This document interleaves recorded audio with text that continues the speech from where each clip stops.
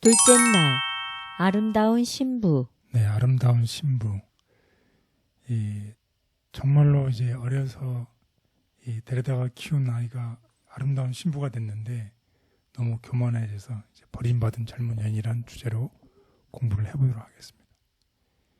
이 에스겔이 나오는 얘기인데요. 에스겔의 환상 중에 하나님께서 버려진 여자아이를 발견했고 그 여자에게 생명을 주시고 자라나게 하시고 이 결혼 언약을 맺으시고 모든 사람들이 부러워하는 여왕이 되게 하는 장면을 보았어요. 그래서 이 버려진 여자아이, 이건 상징이라고 했잖아요. 그래서 이스라엘입니다. 그래서 한번 성경을 통해서 확인해 보도록 하겠습니다. 에스겔서 16장 4절에서 14절. 내가 난 것을 말하건대 내가 날 때에 내 배꼽줄을 자르지 아니하였고 너를 물로 씻어 정결하게 하지 아니하였고 내게 소금을 뿌리지 아니하였고 너를 강보로 싸지도 아니하였나니 아무도 너를 돌보아 이 중에 한 가지라도 내게 행하여 너를 불쌍히 여긴 자가 없었으므로 내가 나던 날에 내 몸이 천하게 여겨져 내가 들에 버려졌느니라. 내가 내 곁으로 지나갈 때에 내가 피투성이가 되어 발짓하는 것을 보고 내게 이르기를 너는 피투성이라도 살아있으라. 다시 이르기를 너는 피투성이라도 살아있으라 하고 내가 너를 들에 풀같이 많게 하였더니 내가 크게 자라고 심히 아름다우며 유방이 뚜렷하고 내 머리털이 자랐으나 내가 여전히 벌거벗은 알몸이더라. 내가 내 곁으로 지나며 보니 내 때가 사랑을 할 만한 때라. 내 옷으로 너를 덮어 벌거벗은 것을 가리고 내게 맹세하고 언약하여 너를 내게 속하게 하였느니라. 나 주 여호와의 말이니라.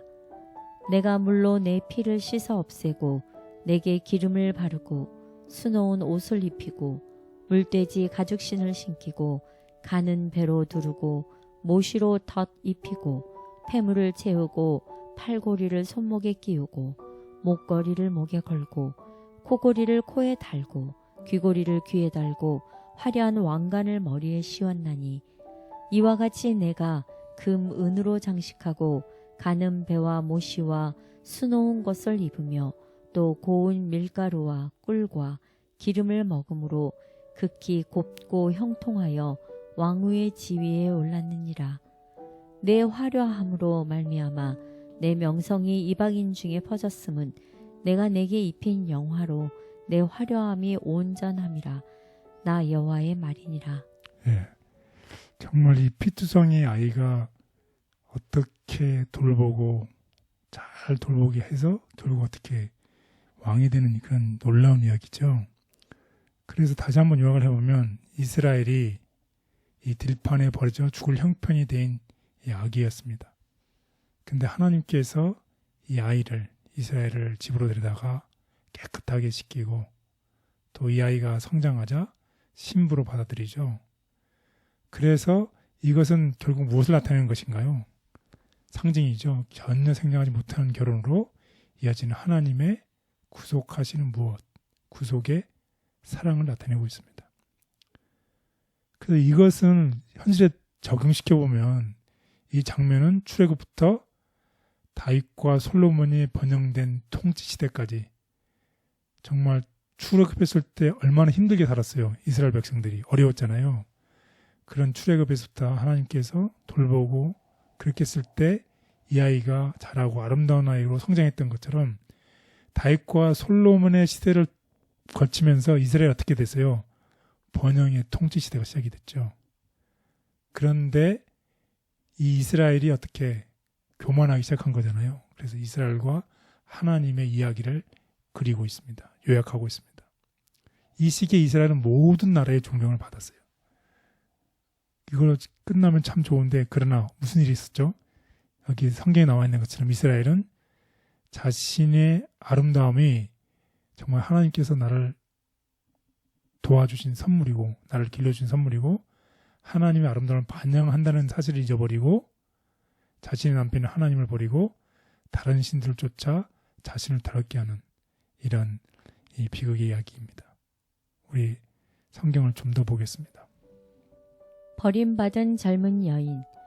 내 아름다움이 내 영광으로 인하여 온 이방인 중에 퍼졌음이니라. 내가 내게 입힌 영화로 내 아름다움이 온전하였음이니라. 주 여호와의 말씀이니라.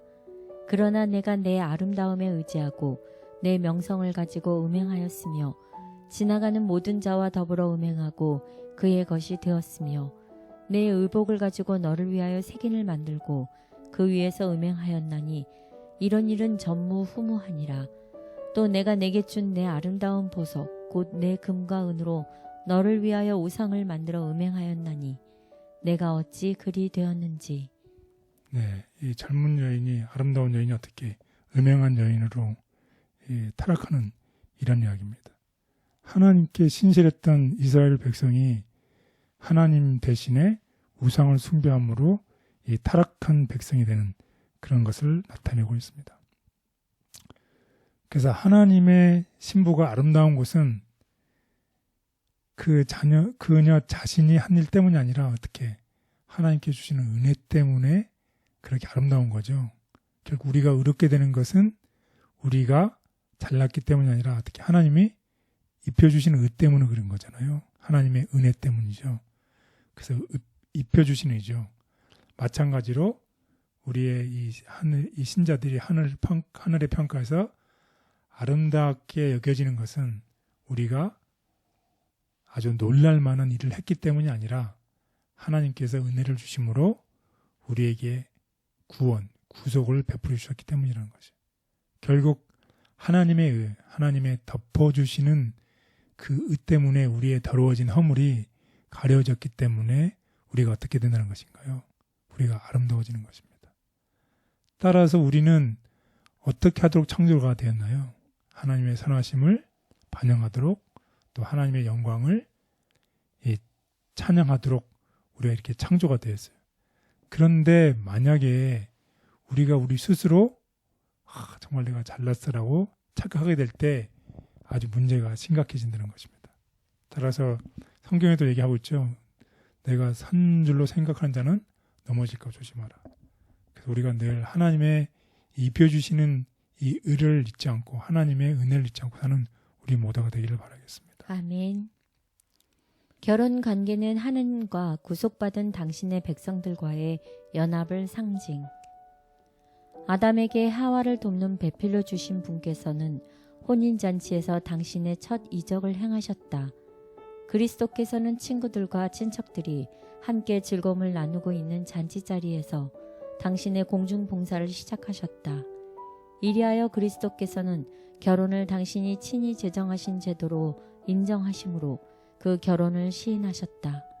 그분께서는 남녀들이 신성한 결혼으로 연합하여 자기들의 가족을 돌보고 영광스럽게 되어 하늘의 가족으로 인정받을 수 있도록 제도를 마련하셨다. 그리스도께서는 또한 결혼 관계를 당신과 구속받은 당신의 백성들과의 연합을 상징하게 하심으로써 영광스럽게 하셨다. 그리스도 자신은 신랑이며 교회는 신부인데 그분께서는 당신께서 택하신 신부에 대하여 나의 사랑, 너는 순전히 어여뻐서 아무 흠이 없구나 라고 말씀하신다. 가족의 유대는 이 세상의 어떤 것보다 가장 긴밀하고 신성하다. 그것은 인류에게 축복이 되도록 계획된 것이었다. 그리고 그것은 결혼 서약이 지혜롭고 하나님을 두려워하는 가운데 이루어지고 결혼에 따르는 책임이 정당하게 고려되어 성립되는 곳에서는 어디에서나 축복이 된다. 버려졌던 이가 아름답게 된 것은 하나님의 은혜와 돌보심 때문이다. 그러나 신부가 이를 자신의 것으로 여길 때 아름다움은 가치를 잃고 문제에 직면한다. 친히 제정하신 제도. 그분께서는 남녀들이 신성한 결혼으로 연합하여 자기들의 가족을 돌보고 영광스럽게 되어 하늘의 가족으로 인정받을 수 있도록 제도를 마련하셨다. 그리스도께서는 또한 결혼관계를 당신과 구속받은 당신의 백성들과의 연합을 상징하게 하심으로써 영광스럽게 하셨다. 그리스도 자신은 신랑이며 교회는 신부인데 그분께서는 당신께서 택하신 신부에 대하여 나의 사랑, 너는 순전히 어여뻐서 아무 흠이 없구나 라고 말씀하신다.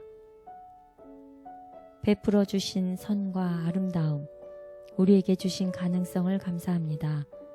저희는 부족하여서 베푸신 은혜를 잊고서 자신을 의지하기가 쉽습니다.